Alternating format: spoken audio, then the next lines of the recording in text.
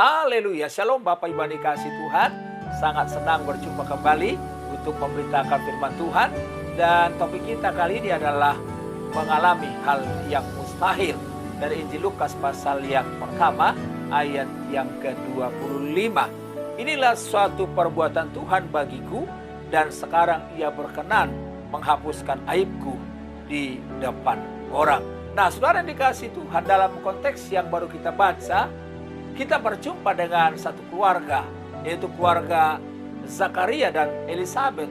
Satu keluarga yang hidup takut akan Tuhan, satu keluarga yang hidup saleh, satu keluarga yang hidup benar di hadapan Tuhan. Dan dalam keluarga ini ada satu persoalan di mana mereka sudah menikah cukup lama. Sekarang usia mereka sudah menjadi tua, tapi Tuhan belum mengaruniakan anak dalam hidup mereka.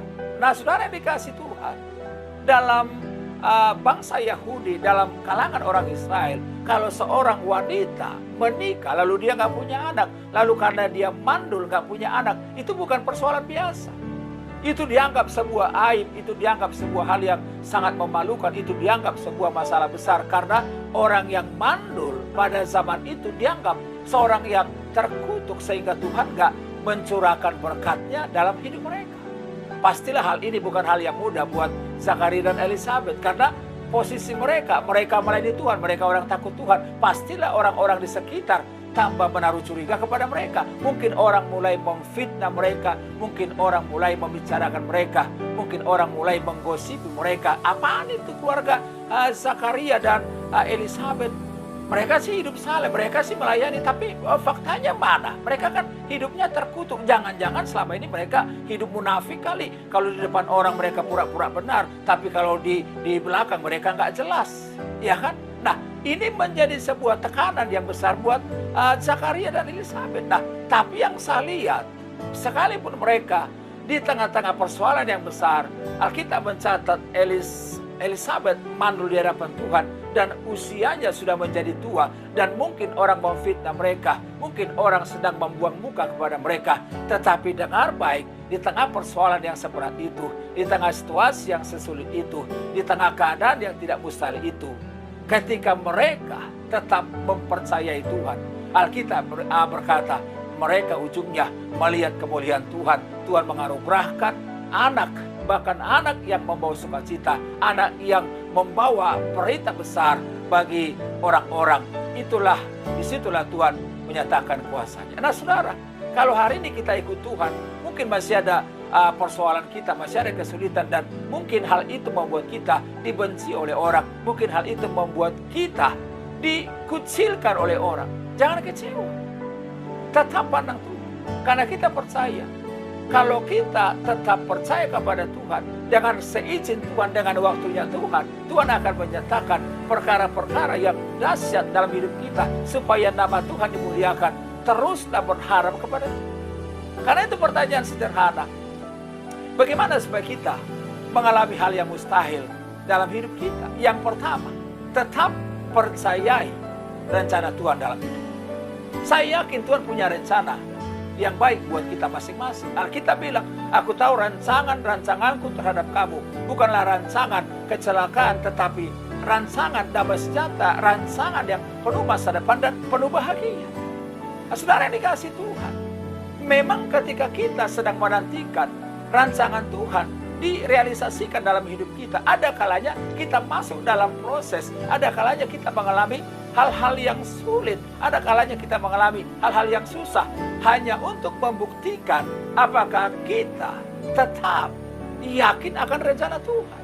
Ketika kita belum melihat rancangan Tuhan dalam hidup kita, kadang-kadang kita sangat mudah mulai ragu kepada Tuhan.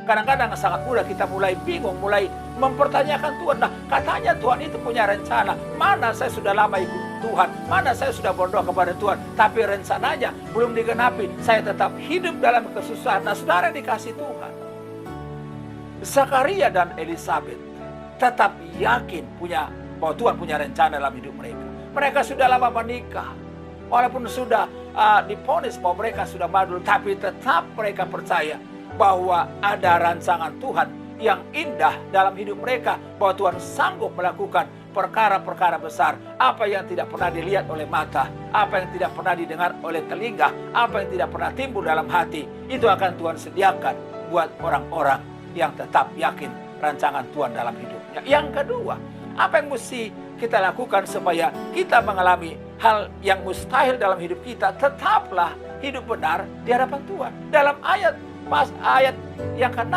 kita temukan bahwa Zakaria dan Elisabet, dua tokoh iman yang sangat luar biasa. Di tengah persoalan mereka, di tengah kesusahan mereka, di tengah aib mereka, Alkitab bilang mereka tetap hidup benar di hadapan Tuhan. Mereka hidup tetap takut akan Tuhan. Mereka tetap hidup saleh akan Tuhan. Memang kita hidup benar.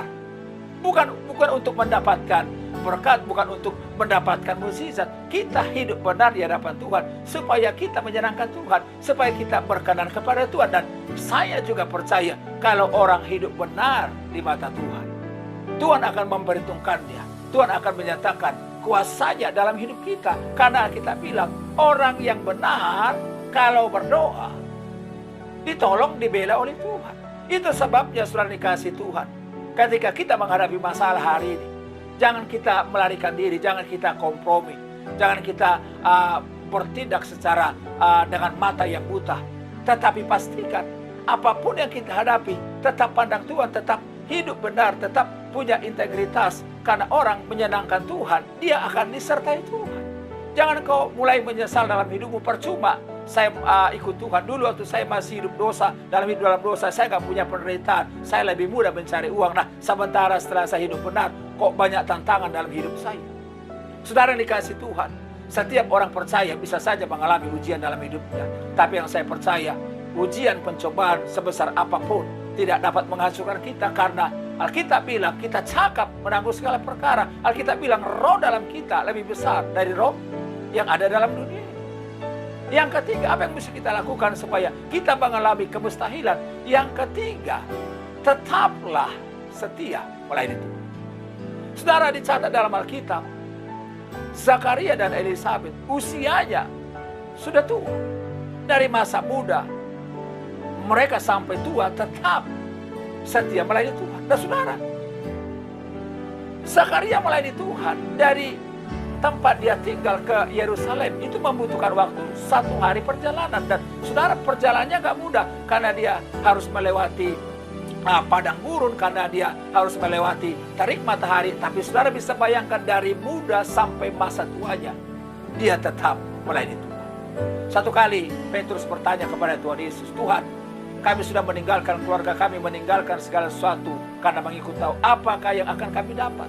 Yesus bilang, barang siapa melayani aku karena aku meninggalkan segala sesuatu di dunia ini, mereka akan mendapatkan 100 kali lipat, dan di kekekalan mereka akan mendapatkan kemuliaan. Nah saudara, kita melayani Tuhan bukan untuk mendapatkan berkat, tapi yang saya percaya orang-orang yang melayani Tuhan mendapatkan keberkenanan kepada Tuhan. Orang-orang yang melayani Tuhan pasti akan mendapat upah dari Bapa di surga. Pastikan Bapak Ibu tetap setia melayani. Melayani banyak tantangan. Kadang-kadang kita melayani Tuhan, tantangan bukan dari luar, datang dari dalam kita sendiri. Datang kadang-kadang dari keluarga kita, datang dari sahabat kita. Apa sih? Melayani. Iya kan? Tapi Zakaria dan Elisabet tetap setia dalam pelayanan mereka. Yang terakhir, apa yang mesti kita lakukan supaya kita mengalami hal yang mustahil? Yang keempat, tetaplah berdoa kepada Tuhan. Di ayat 13, Alkitab berkata, Zakaria dan Elisabet tetap berdoa kepada Tuhan. Di dalam doa kita yakin ada kuasa yang besar. Memang ketika kita berdoa, gak selalu secara instan, secara mudah kita melihat jawaban atas doa kita. Tapi kalau saudara baca Alkitab dengan baik, ada garansi dari Tuhan bahwa orang yang setia berdoa kepada Tuhan, ujungnya akan melihat jawaban doanya Tuhan nyatakan dalam hidup kita. Tugas kita hanya berdoa, tugas kita menyatakan kuasanya menurut kehendaknya, menurut caranya terjadi dalam hidup kita. Kalau sesuatu yang saudara doakan sesuai dengan kehendak Tuhan dan Tuhan mau menyatakannya kepada itu pada saudara, maka jangan batasi kuasa Tuhan. Tepat pada waktunya Dia akan menyatakan kuasa kemuliaannya dalam hidup. Itu sebabnya tetaplah bersekutu dengan Tuhan, tetaplah berdoa. Karena kita bilang doa orang yang benar, bila dengan yakin didoakan, besar kuasanya. Dan pada akhirnya, karena kesetiaan Zakaria dan Elisabet, Alkitab mencatat Tuhan berkenan menghapuskan aibnya, menghapuskan kelemahannya, menghapuskan persoalan yang besar dalam hidupnya. Doa saya, biarlah kesetiaan kita membuat Tuhan menyatakan kuasanya dalam hidup kita, karena kita anak-anaknya sempurna, dipelihara oleh Bapa di surga. Tuhan Yesus memberkati Bapak Ibu. Haleluya.